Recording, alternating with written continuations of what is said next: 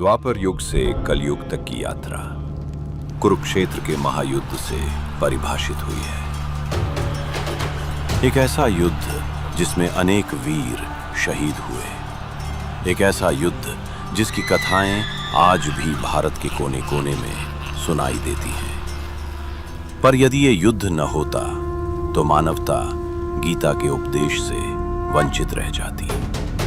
इस युद्ध की ओर ले जाने वाली सारी घटनाएं स्वयं एक महाकाव्य हैं, और इस महाकाव्य को लिखने के लिए मुझे एक ऐसे व्यक्ति की तलाश है जो लिखने के साथ श्लोकों का सार भी समझ सके।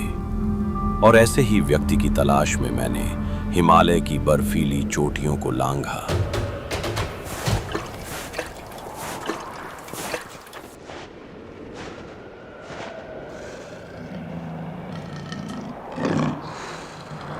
तपते रेगिस्तानों की धूल में भटका,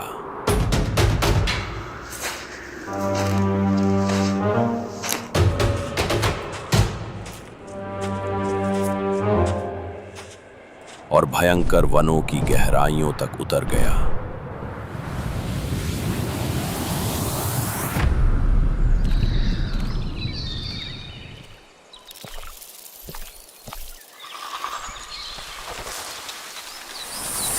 पर ऐसा कोई नहीं मिला जो मेरे भावों की गहराई को समझ सके।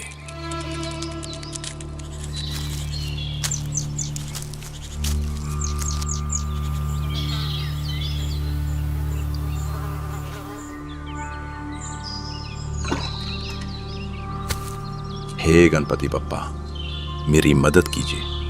आपके बिना ये कार्य संभव नहीं। आप आएं और मेरे सारे विघ्न दूर करें। ओम गण गणपतये नमः। ओम गण गणपतये नमः।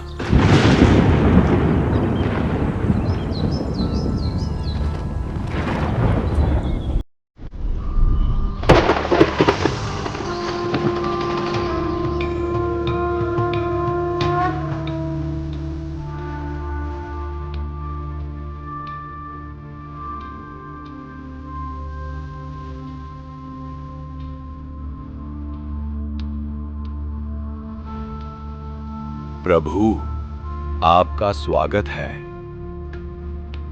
प्रणाम ऋषिवर। साक्षात दर्शन देने के लिए आपका कोटि कोटि आभार। बताइए गुरुवर, मैं आपकी किस प्रकार सहायता कर सकता हूँ? हे विघ्नहर्ता, ब्रह्मा जी ने मुझे महाभारत की रचना का कार्य सौंपा है, लेकिन इसका लेखन आपको करना होगा। आप जैसे महान ऋषि, आप मुझे लिखने के लिए कह रहे हैं? प्रभु, आप बुद्धि और ज्ञान के देवता हैं, और जो महाकथा में लिखने जा रहा हूं वो केवल कहानी नहीं, वो युगों तक लोगों को जीवन जीने का मार्ग दिखाएगी। इस महाकाव्य के श्लोक मेरे मन में बनने लगे हैं, पर मैं उन्हें सही गति से लिखने में शायद असमर्थ रहूं। ब्रह्मा जी के अनुसार इस कार्य को सिद्ध करने के लिए आप ही सक्षम हैं गणराज। ऐसे महान कार्य को कैसे नकार सकता हूं, लेकिन मेरी एक शर्त है। कैसी शर्त प्रभु? एक बार लेखन शुरू हो जाने के बाद आप अपने श्लोकों का कथन नहीं रोक सकते, और अगर ऐसा हुआ तो मैं लिखना रोक दूंगा।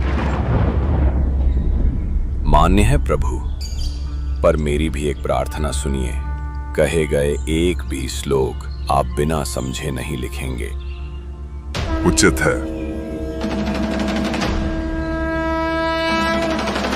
आरंभ कीजिए गुरुवर, मैं तैयार हूं।